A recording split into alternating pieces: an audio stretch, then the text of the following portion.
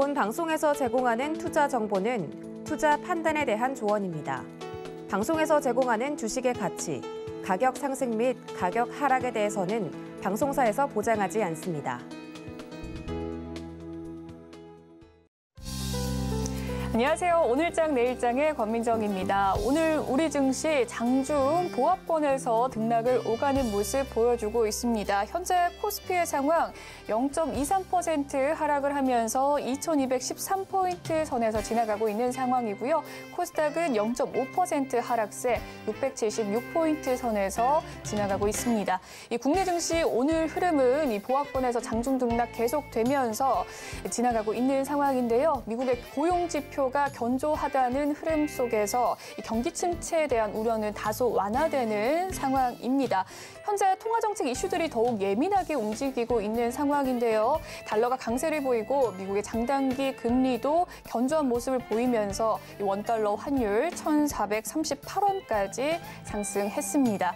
코스피 전반적으로 눈치 보기 장세로 이어지고 있지만 외국인의 순매수세에 유지하고 있다는 점은 국내 증시에 좋은 호재로 작용하고 있는 듯 하는데요. 기업에 대한 펀더멘털을 일심하진 않지만 앞으로 대외적인 문제로 하방 압력 갈 수 있을 상황 속에서 오후장에서는 지수가 반등을 할 수 있을지 기출을 주목해보면서 시장 상황, 대응 방법 전해드리도록 하겠습니다. 저희 방송 유튜브를 통해서도 시청하실 수 있습니다. 유튜브 검색창에 서울경제TV라고 검색해 주시면 실시간 방송 시청 가능하시니까요. 많은 관심 부탁드리겠습니다. 본 방송에서 제공해드리는 정보는 투자 판단을 위한 조언일 뿐 해당 주식의 가치와 수익률을 보장해드리진 않습니다. 그리고 서울경제TV와 서울경제신문은 당사의 브랜드입니다. 서울경제증권TV와 서울경제TV 손실복구팀과는 무관하며 기타 유사 명칭에 주의하시길 바라겠습니다. 10월 21일 금요일입니다. 오늘장 내일장 본격적으로 출발합니다.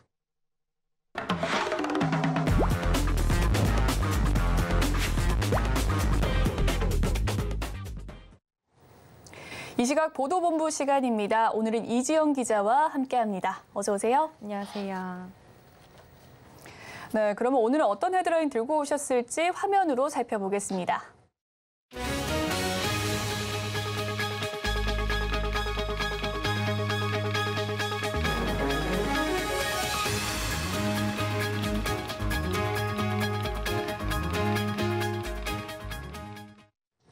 네, 첫 번째 소식입니다. 소비자 물가 지표, 이 지수에 한두 달 정도 선행하는 지표인데요. 이 생산자 물가 지수가 하락한 지 한 달 만에 변화했다고 합니다. 어떤 상황인지 짚어봐 주시죠. 네, 지난달 우리나라 생산자 물가가 한 달 만에 상승 전환했습니다.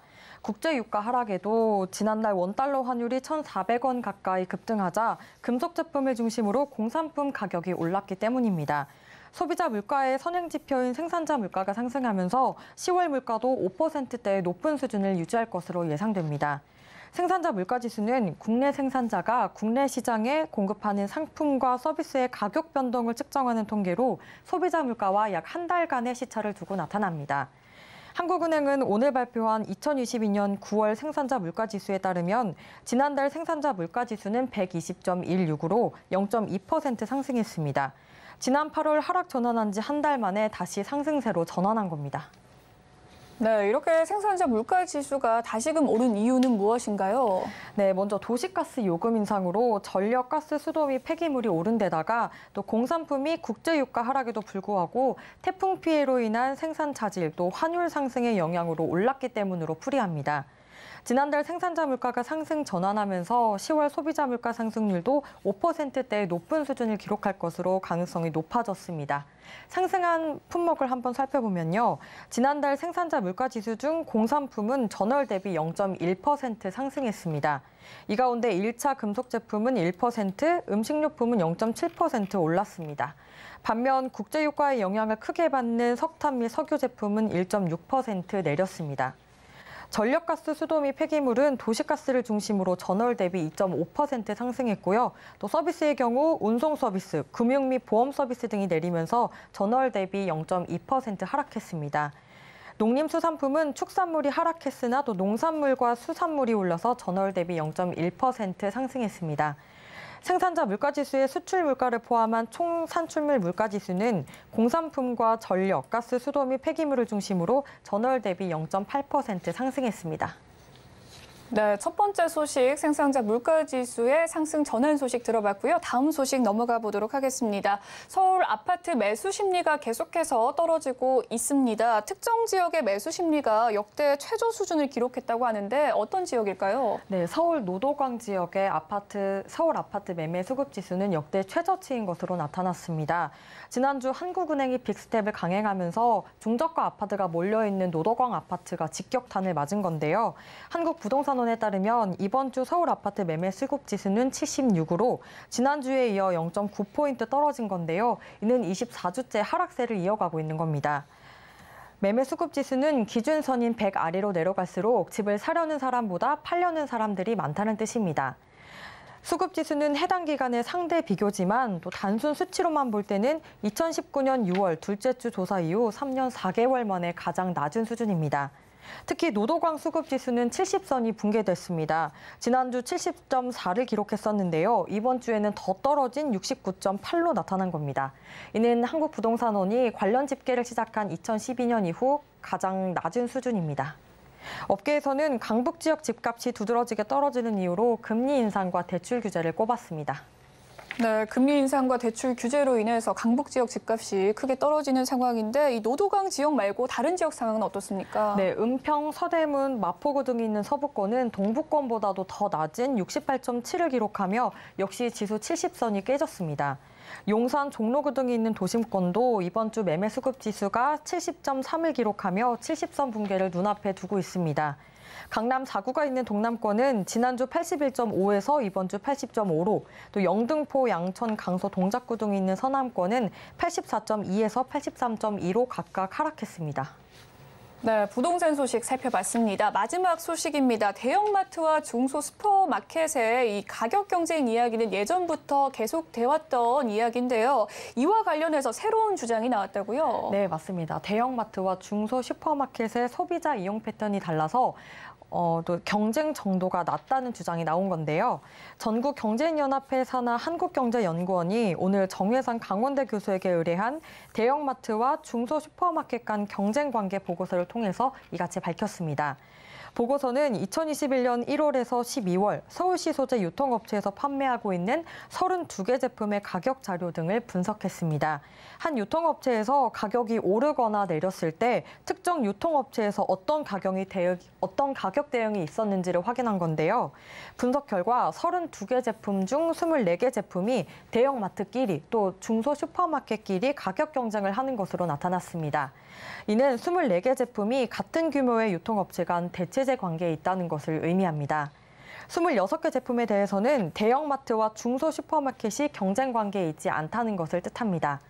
예를 들어 특정 중소 슈퍼마켓 근처의 대형마트에서 A라면의 가격이 오르거나 내려도 해당 중소 슈퍼마켓은 이에 대응하지 않아서 서로 독립제 관계에 있다는 겁니다. 정 교수는 소비자들이 생필품 구매 시기나 목적 또는 수량 등에 따라 대형마트와 중소 슈퍼마켓을 서로 다른 유통 서비스를 제공하는 업체로 보기 때문이라며 대형마트는 가끔 대량으로 구매하는 소비자들을, 또 중소 슈퍼마켓들은 빈번히 소량으로 사는 소비자들을 각각 판매 대상으로 삼고 있다고 보고 있습니다. 네, 대형마트와 이 중소 슈퍼마켓의 이용 정도가 달라서 경쟁 관계가 아니다라는 주장이 제기된 건데 지금 대형마트가 격주로 쉬고 있는 상황이잖아요. 아무래도 이 지역 소상공인이나 정통시장을 돕자는 취지라고 하는데 이 지금의 영업 규제는 어떤 배경에서 이루어진 걸까요? 네, 2021년 도입된 대형 유통업체 영업 규제는 대형과 중소 유통업체가 서로 경쟁 관계에 있다는 것을 전제로 했습니다. 정 교수는 경쟁 정도가 낮다면 중소 유통업체 보호를 위한 대형 유통업체 영업 규제의 실효성은 매우 낮은 것으로 보고 있습니다. 이어서 또 영업 규제가 자칫 대형 유통업체의 영업 자유와 또 소비자들의 선택권만 침해할 가능성이 있다는 말도 했는데요. 대형마트 영업을 규제하는 나라는 없다며 영업을 규제하는 간접적인 방식이 아니라 전통시장과 중소 유통업체들을 직접 지원하는 방식으로 정책이 전환돼야 한다고 주장합니다. 네, 지금까지 이시각 보도본부 이지영 기자와 함께했습니다. 말씀 고맙습니다. 이 시각 증시시황 브리핑 해드리고 서울경제TV 특징주 소개해드리는 시간입니다. 김혜연 캐스터가 준비하고 있습니다. 안녕하십니까. 캐스터 김혜연입니다. 현재 양대 시장의 방향성이 뚜렷하지 않은 모습입니다. 변동성이 계속해서 나타나고 있는데요. 전일 미증시는 이 국채금리 상승이 부담이 되면서 하락 마감을 보였고요. 오늘 우리 국내 증시는 엔화의 약세 그리고 이 금리 인상에 대한 부담감을 안으면서 상승이 다소 제한적인 움직임 나타나고 있다는 분석들 나오고 있습니다. 그럼 자세한 이 시각 지수 상황부터 살펴보도록 하겠습니다. 네, 코스피 지수가 계속해서 등락을 반복을 하고 있습니다. 현재 이 시간 0.25% 하락세가 보여지고 있고요. 2212포인트대에서 거래가 되고 있습니다. 오늘 코스피 시장에서는 통신이나 전지, 전자업종이 강한 모습이고요. 시가총액 상위 종목단에서는 혼조세가 나타나고 있는데 그 가운데 2차 전지 관련한 종목들은 강한 모습 보여지고 있습니다. 이어서 코스닥 지수도 확인해 보시죠.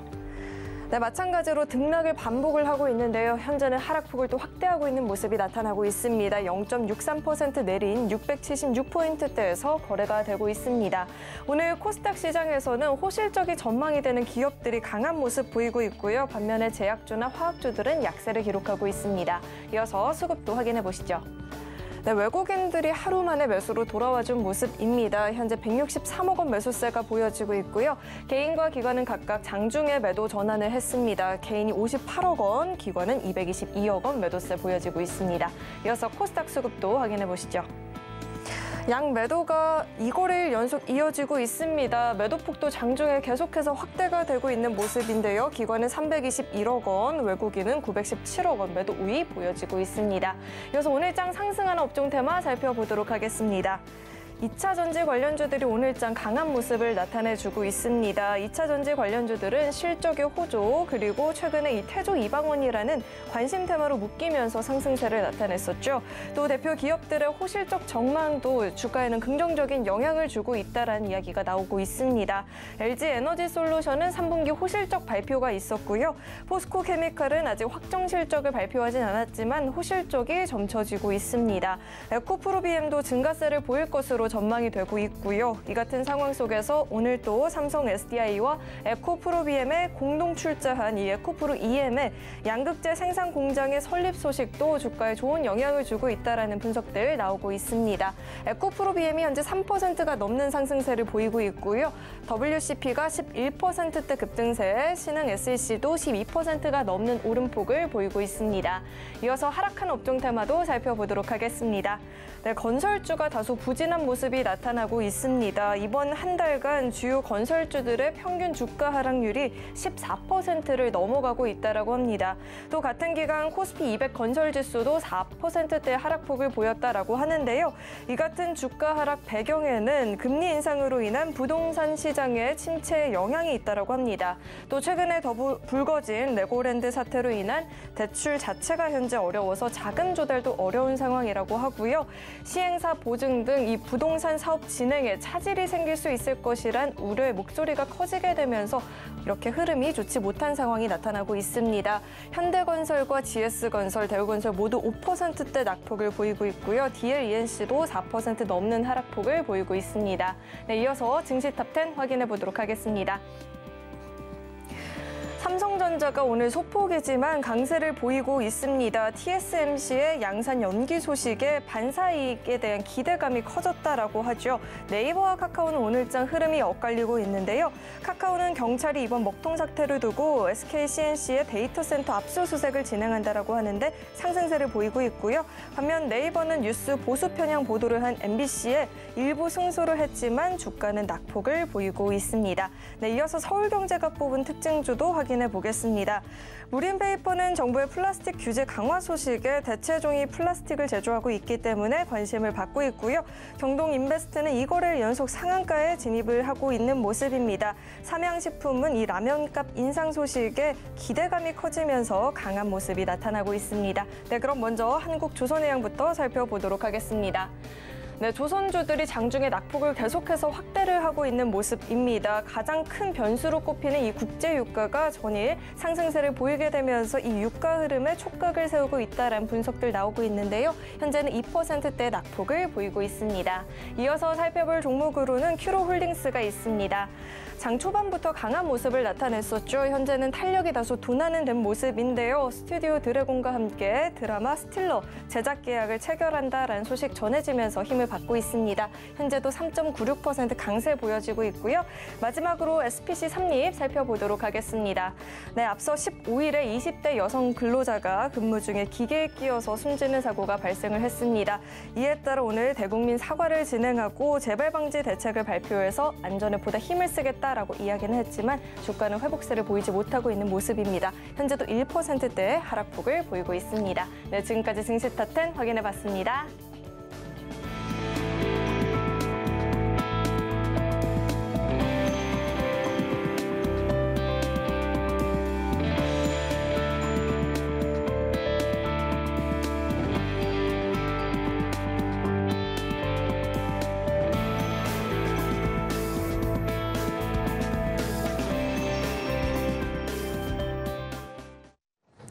이번 시간 외국인과 기관의 수급 상황 살펴보는 수급 포착 시간입니다. 앞서 확인한 수급 상황 객장 연결해서 자세한 이야기 나눠보도록 할 텐데요. 다올투자증권 영업부 이성훈 차장과 함께합니다. 차장님 안녕하세요. 네, 안녕하십니까? 네, 수급 상황 살펴보고 왔습니다. 종목별 흐름은 어떤가요? 네, 오늘 외국인과 기관의 어떤 동반 매수하는 종목들이 굉장히 좀 비슷하죠. 뭐 삼성 SDI, 카카오, SKI 뉴스, 그리고 뭐 코스닥에서 본다고 하더라도 뭐 에코프로비엠, 뭐 여러 가지 이 종목들 에코프로 관련주들이 이 외국인과 기관 쪽에서 매수를 하고 있는데, 우선 첫 번째로 외국인과 기관이 코스닥에 가장 많이 사는 종목이 바로 이제 삼성 SDI입니다. 삼성 SDI 같은 경우는 아시겠지만은 이 에코프로비엠과 공동 출자에 설립한 에코프로 EM이 이 세계 최대 규모의 양극 소재 생산 공장을 이 건립한다는 소식이 나와지면서 투자자들의 어떤 투자 심리를 좋게 만든 현재 상황이라고 볼 수 있겠고요. 이 최근 중공항 이 공장을 본다고 하더라도 연면적이 18,458평입니다. 거의 뭐 건축 연조로 봤을 때는 양극 소재의 생산 공장만 본다고 하더라도 단일 세계 최대 규모라고 좀 볼 수 있겠고요. 그렇기 때문에 이 공장에서 생산되는 양극 소재 전량이 삼성 SDI에 납품되는 그런 상황이기 때문에 삼성 SDI에 대한 오늘 외국인 기관의 매수세가 좀 강하게 들어오고 있고요. 그 다음에 한 번 좀 눈여겨봐야 되는 게 이제 외국인이 코스닥 순매수 5위에 올려둔 게 바로 펄어비스라고 좀 볼 수 있겠는데요. 이 붉은 사막의 출시가 좀 지연될 거라는 얘기 때문에 주가가 최근에 좀 좋지 않았던 상황이라고 좀 볼 수 있겠는데, 하지만 오히려 지금 연기가 지연이 된 거지 출시가 안 된다는 건 아니죠. 근데 하지만 붉은 사막에 대한 기대감은 시장에서 많이 크다라고 볼 수 있겠습니다. 내년 하반기 중반이라고 좀 얘기하고 있는데, 하지만 붉은 사막에 대한 시장 기대치에 대한 흥행은 굉장히 좀 높은 상황이고, 전체적으로 본다고 하더라도 유저나 이런 부분이 잘 꾸려져 있기 때문에 이 펄어비스의 붉은 사막에 의한 주가 하락에 대한 저평가 매수를 오늘 기관 쪽에서 들어오고 또 있지 않나 이렇게 좀 판단되고 있습니다. 네, 수급 특징주의 흐름들 살펴봤습니다. 세계 최대 양극재 공장 준공 소식 속에서 삼성 SDI 좋은 흐름 보여주고 있고요. 펄어비스까지 이야기 나눠주셨습니다. 그렇다면 차장님께서 포착한 특징주 어떤 종목일까요? 네, 역시 에코프로비엠입니다. 삼성 SDI와 오늘 같이 그런 좀 결이 같다라고 볼 수 있겠는데, 우선 이 부분을 떠나서 이제 3분기 어떤 실적 서프라이즈 발표 이후에 투자 심리가 굉장히 좋아지고 있죠. 지금 기관과 외국인도 동반 순매수 1위로 좀 올려주고 있는데, 3분기 실적이 본다고 하더라도 역시 수요 증가입니다. 그렇기 때문에 이 에코프로비엠의 공장이 그 전에 중단됐던 부분이 9월에 조기 가동으로 물량이 좀 증가하고 있고요. 뭐 2분기 때도 메탈 가격 상승에 의한 3분기 판가 인상이 반영됐는데 그 부분은 그대로 4분기 때도 이어지지 않을까라고 좀 생각되고요. 마진율이 화재사고 이후에 전 공장 가동률 풀가동 자체가 지속되고 있기 때문에 향후 영업이익률은 계속 좋아지지 않을까라고 좀 생각이 되고 있습니다. 또 이제 5공장에 대한 이 감가상각비 추가로 4분기 때 영업이익률은 3분기 대비해서 소폭 하락할 가능성이 있긴 하지만은 4분기뿐만 아니라 내년에도 6에서 9% 수준의 전체적인 영업이익률을 유지할 것으로 전망되고 있어서 에코프로비엠은 지금 주가가 최근에 좋다고 하더라도 매수를 하는 관점도 필요하지 않을까 생각됩니다. 매수가는 10만 5천 원, 목표가는 12만 원, 손절가는 9만 원 말씀드립니다. 네, 오늘 이성훈 차장의 포착 특징주는 에코프로비엠이었고요. 그에 따른 가격 투자 전략까지 살펴봤습니다. 지금까지 다울투자증권 영업부 이성훈 차장과 함께했습니다. 말씀 잘 들었습니다. 네, 감사합니다. 네, 오늘 시장을 주도하는 업종과 이슈에 대해서 심층 분석해보는 마켓 로드맵 시간으로 넘어가 보도록 하겠습니다. 오늘은 삼성 SDI가 이 세계 최대 양극재 공장을 설립한다고 밝히면서 이 시장에 관심이 쏠리고 있는 상황인데요. 그에 따른 투자 전략 살펴보도록 하겠습니다. 오늘은 바로자산 운영의 윤정식 이사님 연결되어 있습니다. 안녕하세요, 이사님. 네, 안녕하세요. 네, 오늘 이 삼성 SDI 소식 소개에서 삼성 SDI가 현재 6% 넘는 상승폭을 보여줬습니다. 에코프로와 삼성 SDI가 손을 잡고 설립에 나선 이번 양극재 공장 2023년 1분기에 본격적인 가동이 목표라고 하는데요. 설립 후에 그 영향력 어떻게 보십니까? 우선 영향력 자체는 굉장히 좀 좋아지는 삼성 SDI와 에코프로 모두 사실은 윈윈 할 수 있는 굉장히 좋은, 어떻게 보면 국내에서는 그런 사업 모델이 좀 나왔다라고 말씀을 드리겠습니다. 2차 전지 업체들의 굉장히 큰 숙제 중에 하나가 안정적인 생산이었습니다. 이 수주 잔고, 삼성 SDI는 LG 에너지 솔루션이 수주 잔고가 굉장히 많죠. 그만큼 근데 삼성 SDI도 상당히 많이 있습니다. 이 수주 잔고가 많은 게 생산으로 연결이 돼야 되는데 이 생산으로 연결되는 과정이 최근 한 1, 2년 동안 좀 삐걱거렸죠. 이 삐걱거렸던 이유가 가장 크게는 작년 같은 경우는 물류 대란이 있었습니다. 원 재료를 수급받는 것도 힘들고 수급받은 걸 실어 나르기도 힘들었습니다. 한마디로 수송이 원활치 않아서 생산에 차질을 빚었었는데요. 그리고 또 한 가지 요인이 이제 금년에 나타났죠. 러시아 우크라이나 이런 전쟁으로 인해서 좀 더 크게 심화가 됐던 부분이 있는데요. 이 원재료에 대한 안정적인 수급입니다. 원재료 가격도 많이 올라가는 그런 모습이지만 재료도 올라갔지만 원재료에 대한 수급도 원활치 않았습니다. 이 재료가 오는 과정도 힘들고요. 재료를 구하기도 힘들었습니다. 이런 부분들이 이 2차 전지 생산을 좀 어렵게 만드는 가장 큰 요인으로 작용을 했는데요. 허들이 두 가지가 있었던 거죠. 그런데 이 삼성 SDI 이번에 이 에코프로와 함께 공장을 설립을 한다는 부분들, 이 안정적인 재료를 공급받을 수 있다라는 부분에 있어서는 굉장히 긍정적이다라고 보여지고요. 그리고 에코프로도 굉장히 좋습니다. 이 대기업들이 있고요. 국내도 그렇고 외국도 그렇고 대기업들이 있고 바로 그 밑에 1차 벤더들이 있죠.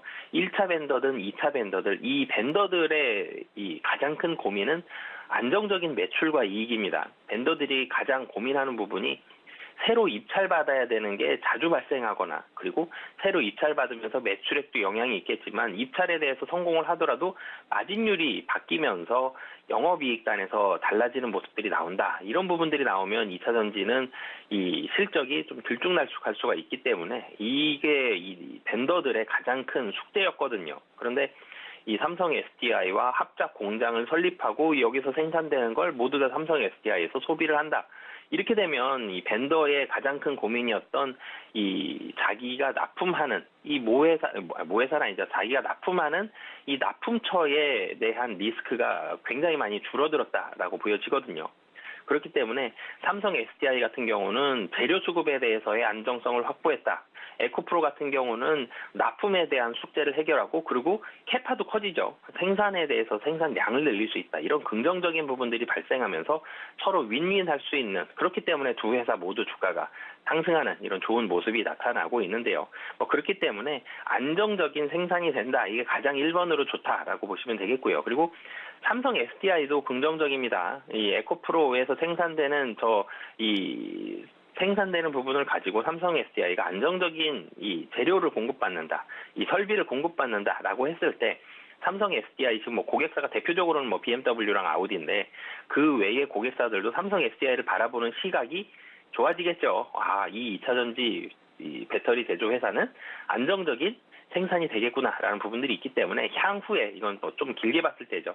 고객사 확보에 있어서도 플러스 가산점이 충분히 좀 될 만하다. 그리고 이 재료를 안정적으로 공급받을 수 있다 그러면 생산 속도도 잘 맞추겠죠. 이런 부분들에 있어서는 삼성 SDI도 긍정적인 그런 효과가 있다. 그렇기 때문에 설립 후에 대한 영향력, 우선 주가는 지금 뉴스가 나왔을 때가 주가는 좀 더 탄력적으로 움직이겠죠. 근데 실제로 기업의 실적과 수주 이런 부분들은 설립 이후에 좀 더 긍정적으로, 좀 더 적극적으로 늘어날 가능성이 높다라고 말씀드리겠습니다. 네, 이 설립 후의 영향력에 대해서 이야기를 해주셨는데요. 일단 생산 속도가 증대가 될 것이고 또 재료 수급과 납품에 대한 리스크가 줄어들기 때문에 계속해서 좀 안정적인 생산이 될 것이다라는 이야기 해주셨습니다. 이번에 건립을 발표하면서요, 이 삼성 SDI와 에코프로빔이 계속해서 주가가 좋은 흐름 보여주고 있습니다. 오늘 동반 강세 흐름 보여주고 있는 가운데 현 구간의 주가는 어떻게 보시는지 궁금하고요. 향후 이 공장 가동이 본격화 되는 시점에서 추가 상승의 여력 있다고 보십니까? 우선 주가 같은 경우는 현재 지금 사실 상승을 했을 때 삼성 SDI는 이 박스권 상단 위에 딱 걸려 있습니다. 지금 그러니까 금년 들어서는 박스권 상단이 63만 원 정도를 박스권 상단으로 보면 되겠는데요. 오늘 사실 상승한 게 거의 63만 원 가까이 갔죠. 지금 62만 7천 원입니다. 박스권 상단에 가까이 갔는데 그렇다고 이걸 돌파하기가 어렵냐라는 부분을 봤을 때 이번 박스권은 사실은 돌파 가능성이 좀 높아 보입니다. 그러니까 주가가 2022년도 들어서 주가가 좀 급락을 했었죠. 그러면서 삼성 SDI도 주가가 65만 원 이상에서 움직였습니다. 이 차트를 조금 더 당겨본다라면은 이전에 그러니까 21년도를 바라봤을 때 박스권 하단이 60만 원 정도였거든요. 그리고 박스권 상단은 80만 원을 좀 넘는 가격이 박스권 상단이었습니다. 그래서 60만 원에서 80만 원으로 움직이던 주가가 이 2022년도 들어서 사실 21년도 하반기부터죠. 21년도 하반기부터 주가가 좀 하락을 하면서 박스권도 좀 같이 내려앉는 그런 모습을 보여줬거든요. 삼성 SDI가 시가총액이 워낙 좀 크기 때문에 시장 영향 안 받을 수가 없죠. 그리고 지수가 빠지면서 삼성 SDI도 하락을 했습니다. 그러면서 박스권도 같이 좀 내려앉는 모습을 보여줬거든요. 단기적으로는 63만 원 정도, 그러니까 지금 가격 정도에서 매물이 조금은 나올 수는 있습니다. 하지만 오늘 같은 경우 수급적인 부분을 봤을 때 오늘 외국인이 굉장히 좀 많이 매수를 하고 있고요. 기관도 같이 매수를 하고 있습니다. 펀드에서 상당히 좀 긍정적으로 보면서 매수가 들어오고 있는데요. 오늘 이 코스피의 수급을 본다라면 외국인이 199억 순매수인데 전기전자에 1,600억 순매수거든요. 물론 이제 SK 하이닉스와 LG 에너지 솔루션도 사고 있지만 상당 부분이 삼성 SDI로 들어가고 있고요. 기관 같은 경우는 309억 순매도인데 전기전자 1,078억입니다. 여기서도 상당 부분이 좀 삼성 SDI로 들어가고 있습니다. 그러니까 주가에 대한 모멘텀 긍정적이라는 게 오늘 뉴스 나온 오늘 외국인과 기관 상당히 많이 매수를 하고 있죠. 당연히 현 시점부터 주가는 긍정적인 영향을 받는다라고 보시면 되겠고요. 주가에 대한 탄력도는 뉴스가 나온 현 시점과 멀지 않은 이 시기까지가 좀 더 탄력적인 그런 주가의 모습이 나올 가능성이 높습니다. 그런데 이 탄력적으로 한번 상승한 이후에는 조금은 쉬어갈 수는 있는데 그 이후에 생산이 본격화됐을 때는 이제는 뉴스가 나오는 게 아니라 실적이 나오겠죠. 이 공장 가동이 본격적으로 이루어졌을 때는 실적이 좀 더 편안하게 나올 겁니다. 수주 잔고도 좀 전에 말씀드렸듯이 매출액으로 편안하게 이어지고요. 매출액이 좀 더 잘 나온다라고 한다라면 그리고 합작 공장 설립이기 때문에 마진율도 더 좋아질 겁니다. 단순히 납품 받는 것보다 원활한 수주와 원활한 마진 이런 부분들까지 봤을 때에 향후에 공장이 가동이 됐을 때는 실적이 예상이 되는 시점 그때부터 주가가 다시 한번 2차적인 추가 상승도 가능하다라고 말씀드리겠습니다. 네, 향후 추가 상승 전망 가능성에 대해서 긍정적으로 이야기를 해주셨습니다. 다음 이야기를 리튬 얘기 좀 해볼까 하는데요. 리튬 가격이 계속해서 올라가는 상황입니다. 또 리튬은 양극재 제조 원가 65%를 차지하고 있다고 하는데요. 이 리튬 가격 폭등이라는 리스크가 국내 기업에 미칠 파장 어떻게 전망하십니까? 네, 우선 리튬 가격 자체가 많이 올라갑니다. 원자재 가격이 리튬도 지금 많이 올라갔는데 그 외의 원자재들도 대부분 상승을 했죠. 좀 전에도 말씀드렸지만 러시아와 우크라이나 이 이슈로 인해서 이 원자재 가격들이 많이 올라갔습니다. 이 원자재 가격 상승이라는 부분은 굉장히 부담스럽죠. 그러니까 2차 전지가 배터리를 만들 때 원자재는 수입을 합니다. 그렇기 때문에 원자재 가격도 부담스럽고 환율도 부담스럽죠. 이런 부분들에 대한 원가 부담이 있는데 원가 부담 당연히 기업들의 이 2차 전지 기업들의 실적에 악영향을 미칩니다. 하지만 이 원가 부담이라는 부분들은 원가 부담이 미치는 이 악영향은 좀 제한적이다라고 보여집니다. 왜 그러냐면 2차 전지 업계가 상당히 많이 성장을 해 있고 성장 속도가 많이 둔화가 돼 있고요. 성장이 좀 정체되어 있다. 그러면 매출액하고 이익이 어느 정도 정체되어 있죠. 이럴 때는 이 원가가 굉장히 큰 부담이 됩니다. 이 숫자가 잘 안 바뀌는 상황이었는데 여기서 아래로 이 숫자를 좀 바꿔줄 수 있는 그런 부담이 있기 때문인데요. 하지만 지금 2차 전지는 이제 상승 좀 초입입니다. 이 전기차가 활발히 팔리는 게 작년부터 매출액이 금년은 더 크게 늘어나겠지만 큰 폭으로 늘어나고 있죠. 이렇게 성장을 크게 하는 이런 산업에 있어서는 매출액이 늘어나는 게 좀 더 중요합니다. 그렇기 때문에 지금 원자재 가격 상승 분명히 부담스러운 건 사실이지만 주가라든지 이렇게 성장 속도가 빠른 이런 기업들에 있어서는 매출액이 좀 더 중요한 포인트다라고 보시면 되겠고요. 하지만 지금 매출액 늘어나는 게 훨씬 더 중요하다라고 하지만 이 국내 기업들 삼성 SDI를 보고 지금 LG도 그렇고요, SK도 그렇고 느끼는 부분이 많을 겁니다. 그리고 준비를 이미 하고 있는 기업들도 있을 거고요. 그렇기 때문에 이런 원자재, 리튬과 같은 이런 원자재에 대한 안정적인 확보를 위한 노력들, 다른 곳에서 리튬 광산이라든지 아니면은 그런 기업이라든지 이런 부분들을 통해서 합작 법인을 설립해서 안정적인 원자재 공급을 위한 노력에 좀 더 박차를 가할 가능성 좀 올라갔다라고도 말씀드리겠습니다. 네, 리튬에 대한 이야기 들어봤습니다. 국내 최대 양극재 공장 설립인데요. 국내 배터리 3사의 추가 주가 전망에 대해서 어떤지 궁금합니다. 네, 우선 삼성 SDI는 좀 전에도 말씀드렸지만 긍정적입니다. 오늘 주가도 그렇고요. 향후에도 긍정적일 가능성이 있기 때문에 사실 삼성 SDI, 이 LG 에너지 솔루션, SK온 그리고 삼성 SDI 이 배터리 3사 중에서 삼성 SDI가 가장 좀 어떻게 보면 투자에 좀 적극적이지 않다라는 그런 지적들이 좀 많았거든요. 근데 이번에 삼성 SDI 이런 적극적인 행보가 삼성 SDI 주가를 좀 억눌렀던 부분이 삼성 SDI 너무 소극적으로 너무 안전하게만 다니는 거 아니냐. 기술 개발이라든지 조인트 벤처라든지 공장 설립이라든지 이런 부분을 좀 더 적극적으로 해야 되는데 3사 중에 너무 제일 소극적인 거 아니냐. 이런 부분들이 삼성 SDI의 주가를 좀 누르는 그런 요인이었는데 그런 부분들을 좀 해소했다라는 점, 삼성 SDI도 좀 적극적으로 나선다. 이런 부분들이 주가에는 그래서 좀 긍정적으로 작용을 한다라고 보시면 되겠고요. 삼성 SDI가 잘 된다라고 해서 다른 LG라든지 SK에 부정적인 영향이 오는 건 아닐 것 같습니다. 왜 그러냐면 삼성 SDI가 이렇게 했다라면 LG랑 SK도 현금 충분하고요. 이런 벤더들 가지고 있고요. 그렇기 때문에 LG 에너지 솔루션과 SK온도 비슷한 노력을 통해서 좀 더 안정적인 생산 구조를 가질 가능성 있고 가지는 그런 모습들이 삼성 SDI가 이런 모습을 보여줬기 때문에 다른 기업들 이 속도를 이런 조인트 벤처 설립과 같은 합작 공장 설립과 같은 부분에 대한 속도를 좀 더 박차를 가할 가능성이 높죠. 그런 부분들을 봤을 때 다른 이 타사들도 이 타사의 사업이라든지 이런 합작 공장 설립이라든지 이런 부분에 있어서도 긍정적이다라고 보여지고요. 그리고 무엇보다도 전기차 생산량 계속적으로 빠르게 늘어가고 있습니다. 그렇기 때문에 이 다른 LG 에너지 솔루션도 그렇고요. 삼성 SDI도 그렇고 모두 주가적인 상황에 있어서는 산업이 굉장히 빠르게 성장하고 있다는 점, 매출액도 이 컨센서스 가이던스 잘 맞추고 있다는 점 이런 부분들 봤을 때 향후에도 주가도 좀 긍정적인 이 반응이 나올 가능성이 높다라고 보여집니다.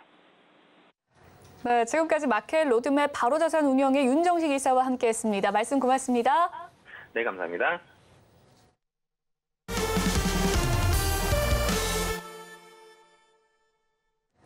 글로벌 금융 핵심 이슈를 알아보는 배종찬의 통통 경제 시간입니다. 배종찬 소장님 모셔왔습니다. 어서 오세요. 안녕하십니까.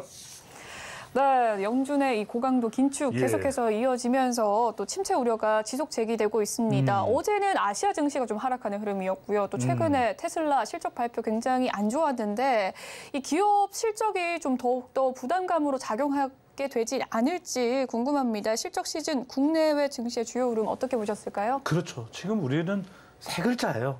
안 좋다. 안 좋다. 안 좋다. 네. 우리 정시가.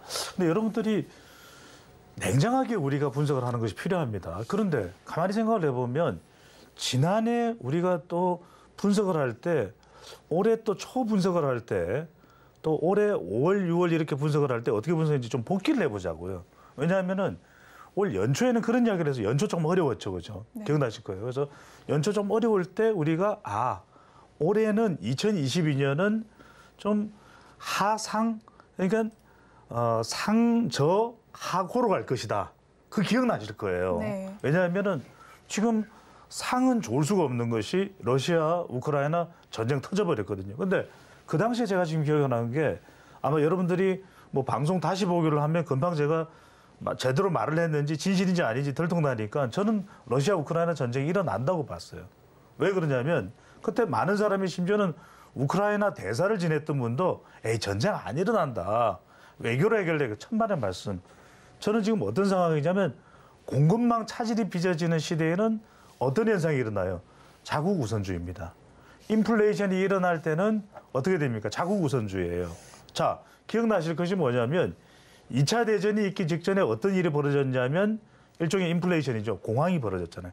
대공황. 기억나실 거예요. 그러니까 그런 상황이 오면서 전쟁으로 가는 거예요. 전쟁이라는 건 뭐냐면 결국 자국의 이익을 최우선시하는 겁니다. 전쟁을 불사한다 이 말이에요.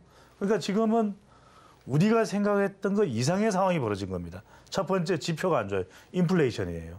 두 번째는 뭡니까? 공급이라도 풍족하면 그런데 공급망이 차질이 벌어진 거죠. 그런데 이 상황이 어떻게 합니까? 자, 그래. 아니야.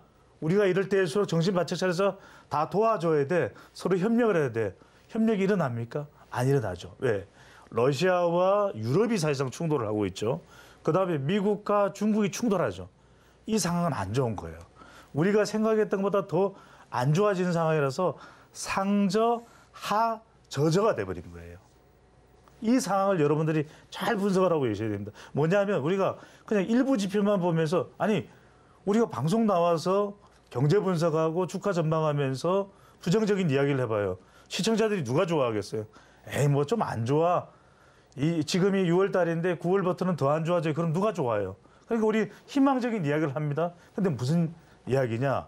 그 희망이 되면 좋은데 희망이 안 되면 더 곤두박질을 칠 수가 있어요. 저는 냉정해야 된다. 우리 통통 경제를 통해서 통통 튀는 분석도 중요하지만 저는 냉정한 분석을 해드리고 싶어요. 그리고 지금은 이런 여러 가지 악재들이 맞물려 있는 상황인데다가 기업의 실적조차가 좋을 수가 없다. 왜? 지금 보십시오.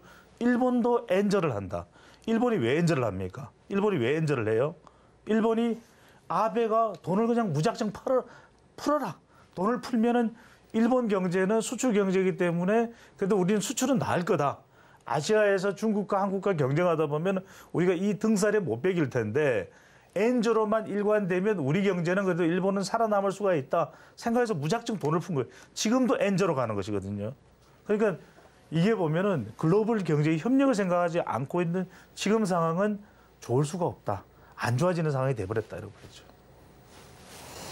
네, 올해 이 상저하고를 예상했던 우리나라 증시였습니다. 현재 상황 살펴보면 상저하 저저라고 이야기를 해주셨는데요. 역시나 지표와 금리 인상, 유가 상승으로 인한 또 악재 속에서 실적까지 기반이 되지 않는 상황입니다. 현재 상황 좀 비관적인 상황인데 최근에 발표된 베이지북에서도 연준의 비관적인 시각 확대된 것 확인할 수 있었고요. 또 잡히지 않는 인플레, 커져가는 침체 가능성 종합해봤을 때 소장님께서는 미국의 최종 금리 어떻게 전망하십니까? 이게 굉장히 중요합니다. 왜냐하면은 그러면 배 소장님 알겠어요.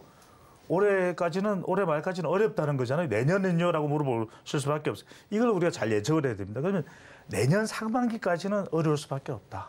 왜? 지금 올해의 이 하저저의 여파가 내년 상반기까지는 부담을 주면서 무게가 실리면서 무겁게 실리면서 갈 수밖에 없는 상황이다. 그럼 서서히 반전이 되는 상황은 내년 5월, 6월, 7월 조금 지나면서 하반기로 갈 수밖에 없다. 왜? 러시아도 더 오래 전쟁을 할 수는 없어요. 공급망도 오펙 플러스도 더 많이 감산을 할 수 없어요. 왜?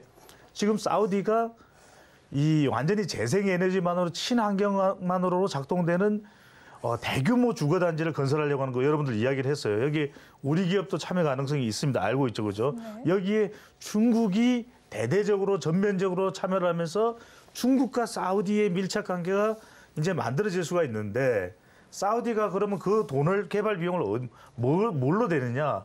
기름을 팔아야죠.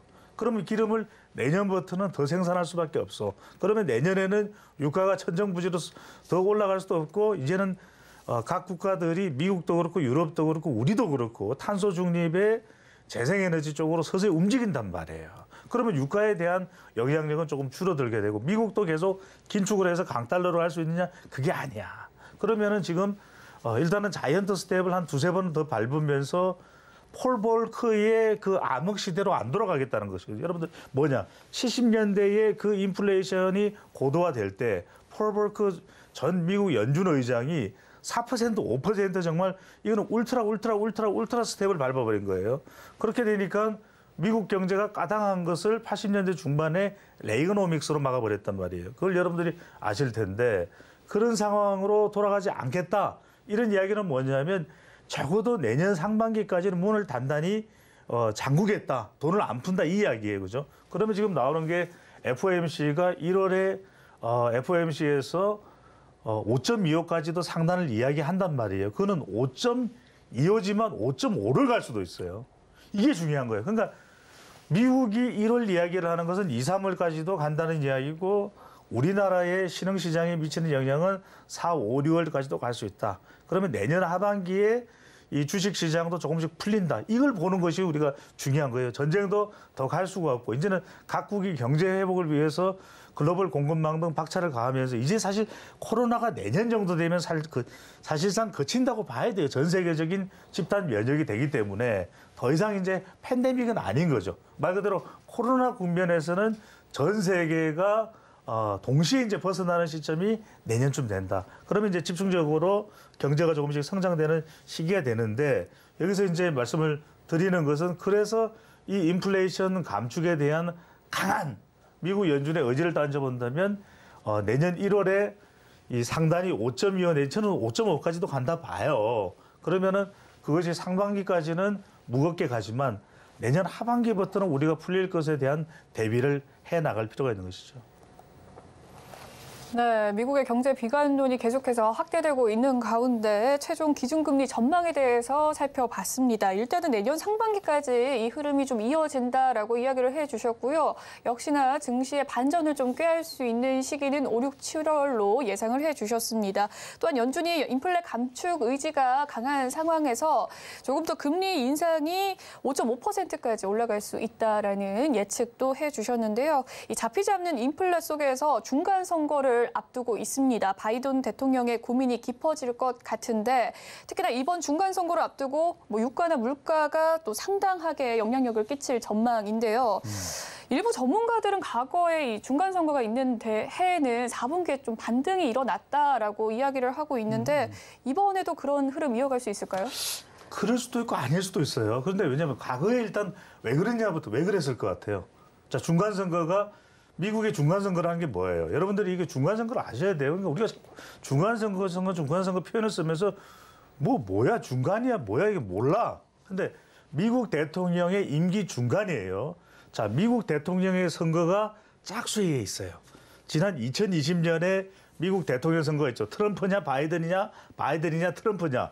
그러면은 미국 대통령의 임기 중간이니까 2024년에 선거가 있으니까 올해죠. 짝수에 11월 달에 두 번째 화요일 날 중간선거가 있어요. 그럼 언제다? 11월 8일이죠. 자, 이제 여러분들 이해가 되죠? 네. 중간선거. 이게 이제 미드텀 어쩌고 저쩌고 하는 건데 사실 이게 중간선거라는 게 이제 중간 시점인데 대체적으로는 중간 심판의 성격이 있어요. 자, 대통령 임기에 중간 심판을 한다. 심판이다. 평가다. 좋게 나오겠어? 안 나오겠어?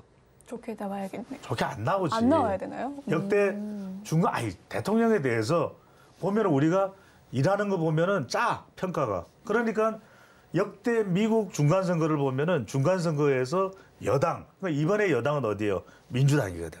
민주당이 이기기가 쉽지 않아요. 그런데 좀 다르게 이번에 IRA법도 통과를 시켰죠. 그 바이든 대통령이 상당히 자국 우선주의 이야기를 해요. 선거 때문에 중간선거에 모든 걸 중간선거에 신경 쓰고 있잖아요. 그러니까 10월 초 기준으로 오늘이 이제 21일이죠. 네. 22일인가요? 22일. 자, 그런데 이 10월 초 이달 초 기준으로 해서는 대체로 여론조사 나온 거 538이 미국 최고의 지금 분석 기관인데 538이 미국 대통령 선거에 선거인단 숫자가 538 538명이에요. 근데 여기서 분석한 걸 보면 민주당이 나쁘지가 않아. 역대 중간선거하고는 달라. 역대 중간선거에서는 아주 국가의 긴장 상태가 됐을 때는 여당에 힘을 실어줘요. 그때가 언제냐면 9.11 테러가 일어났을 때. 그때는 부시 정권에 힘을 실어줍니다. 그런데 이번은 대체적으로 중간선거는 집권 여당의 무덤이에요. 그래서 민주당이 안 좋은데 올해는 분위기가 괜찮아. 10월 초까지. 그런데 방금 전에 우리 앵커가 정말 예리한 걸 이야기했어요. 이 중간선거에 갑자기 등장한 복병이 뭐다? 유가, 물가. 그러니까 유가가 미국 사람들은 자동차의 왕국이잖아요. 그러니까 기름값이 올라가니까 뭐야? 이거 당이 그리고 대통령이 제대로 국정을 운영하는 거야? 이런 불만이 꿈틀꿈틀 올라와 버리는 거죠. 그러다 보니까 아주 최근 이번 주에 조사된 거 보면 이게 민주당이 과연 이길까? 이런 이야기가 나오는 거예요. 왜 우리가 중간선거가 있는 해에는 중간선거 이후에는 산타랠리나 주가가 그래도 더 주식시장이 더 활성화되는 미국 뉴욕 증시입니다. 그렇게 되는 이유가 뭐냐? 불확실성이 제거되잖아요. 일단 선거가 딱 끝나 11월 초에. 그러면은 자 땡스기빙데이 다가오죠. 11월 말에 12월 달에 산타랠리도 사겨지거든. 게다가 이번에 민주당이 하원 의원 선거에서 이겨버리게 되면 어떻게 되겠어요? 하원은 전원이 교체가 돼요. 상원은 35명, 한 3분의 1 정도가 교체되거든요. 그럼 하원과 지금 하원의 집권 여당이 하원이 민주당이야. 근데 상원까지 민주당이 집권 여당이 가져가게 되면 이제는 바이든이 힘이 실리는 거죠. 그래, 재선에 바이든이 나간다고만 하면 될 수가 있겠네. 이런 상황이 돼버리는데 이게 만약에 뜻대로 안 되면 유가 때문에 민주당이 져버린다. 그러면 우리 기업도 타격이에요. 왜? 이렇게 되면 인플레이션 리덕션 액트가 민주당이 이기지 않으면 공화당이 아니 우리 국민들 우리 기업을 우선해야 되지 왜 외국 기업을 신경 써요?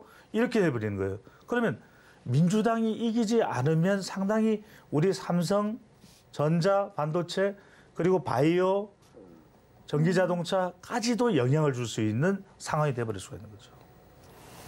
네, 좋습니다. 중간선거 앞두고 현재 좀 리스크가 있는 가운데 앞으로의 좀 상황에 대해서 살펴봤습니다.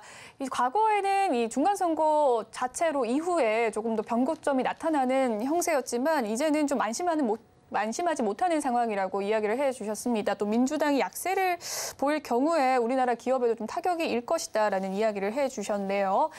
최근에 외국인의 수급을 좀 살펴보자면 13거래일 연속 매수세를 이어왔습니다.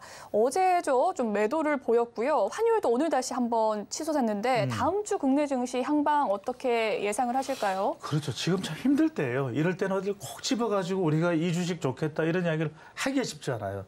지금은 정말 위기 국면이란 말이거든요. 이럴 때 지금 영국 같은 나라를 보세요.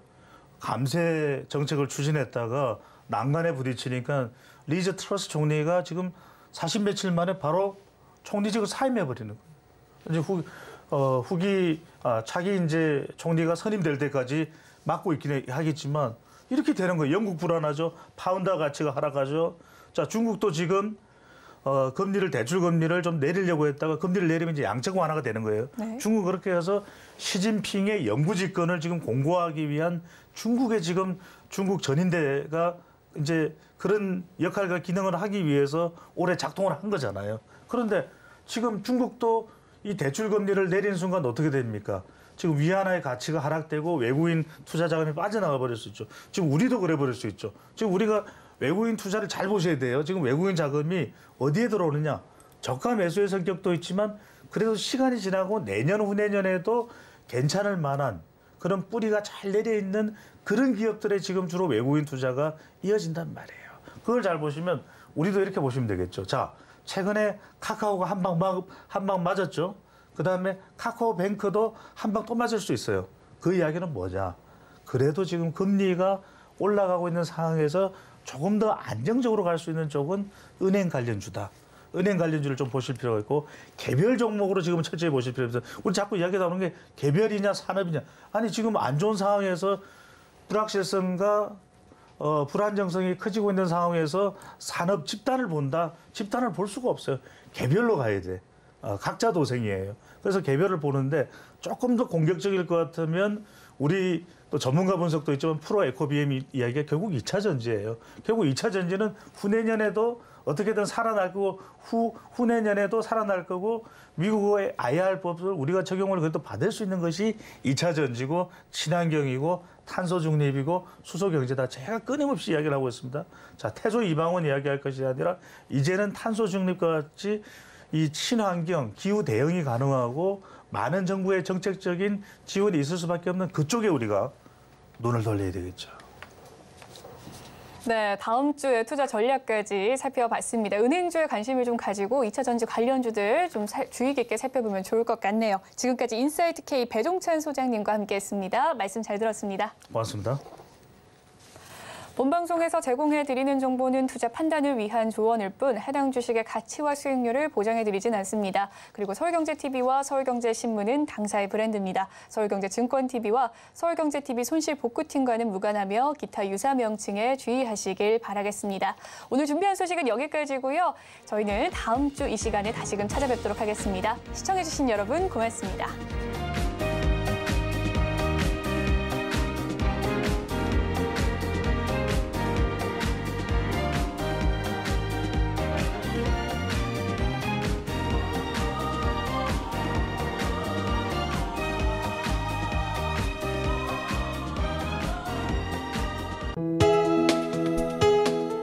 본 방송에서 제공하는 투자 정보는 투자 판단에 대한 조언입니다. 방송에서 제공하는 주식의 가치, 가격 상승 및 가격 하락에 대해서는 방송사에서 보장하지 않습니다.